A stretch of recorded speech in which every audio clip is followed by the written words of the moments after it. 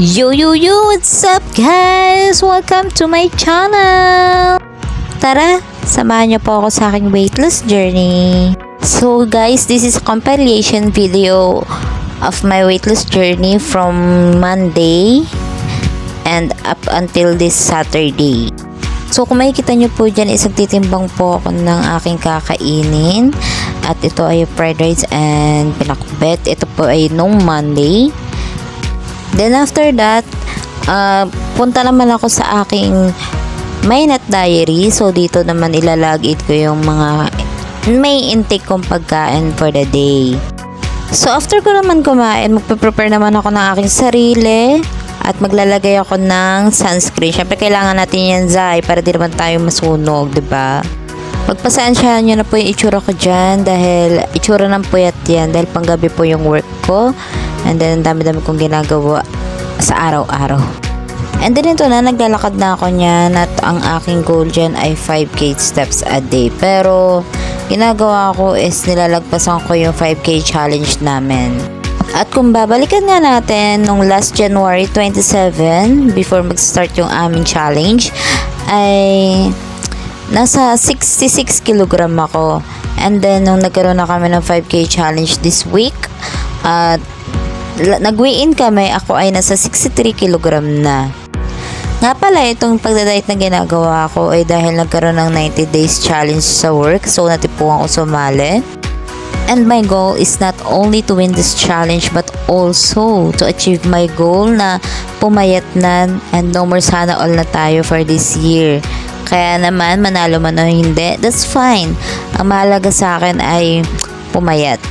So sa first day ko, ang naging ruta ko ay mula sa amin hanggang sa Villamor dahil malapit lang naman at kaya talagang walking distance. So naka 7,442 akong steps on that day.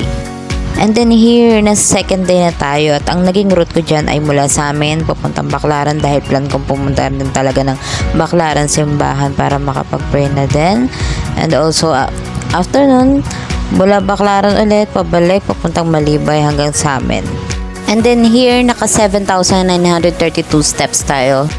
And then after ko mag-walk sa umaga, uwi na ako nyan and then matutulog. And then magigising ako mga around 4 p.m. or 4:30 p.m. And then bibigyan ko pa yung sarili ko ng separate exercises kagaya nyan. And then here, third day na tayo. Medyo nasasanay na yung paa ko dyan. Meron na lang tayo paltos-paltos pero yung pagod hindi ko na siya masyadong iniinda. And then yung ruta ko dyan is Villamor again. Kasi dyan medyo masarap maglakad-lakad dahil yun nga, wala masyadong mga sasakyan. Hindi mo masyadong nalalanghap yung mga usok sa paligid. And then here, fourth day. And then same route pa rin tayo. Kung yung una, 10:03 something yung ating na-meet. And then for today, ang goal ko naman ay going to 11k steps. Fifth day, going to Baclaran again. And di ko nga na-meet dito yung 10k steps kasi birthday ko on that day. Sixth day, so dito goal ko rito ay 15k steps. Grabe, no? Yun yung goal ko kasi nga, hindi ako nakamit ng 10k steps nung birthday ko. So, yun. Dito kailangan mabawi ko yung mga kinain ko nung birthday ko. So, dito same route pa din tayo. Villamor pa din ang Fave Place. So, dito grabe, sakit talaga ng paa ko dito kasi 15k steps to be. Yung paa ko dyan na maltos-maltos na pero go pa din. And then sinamahan ko rin yan ng konting run. Talagang gusto ko talaga masunog yung mga kinain ko nung nakaraang araw ng birthday ko. 7th day. So mapapansin nyo na sinabi ko sa first clip of this video na yun nga 6th day lang yung upload ko. Pero since dahil 1 week challenge nga ito kaya ayan ginawa ko. Easy walk lang tayo dyan mga B dahil nga ang sakit na pa ako dyan. Sobrang dami kong paltos pero go pa rin tayo. Hindi ko nga lang nakamit yung 10k steps dyan pero go lang. And guys, sana na-inspired ko kayo and abangan nyo po ako sa aking mga next video para sa aking weight loss journey. Bye!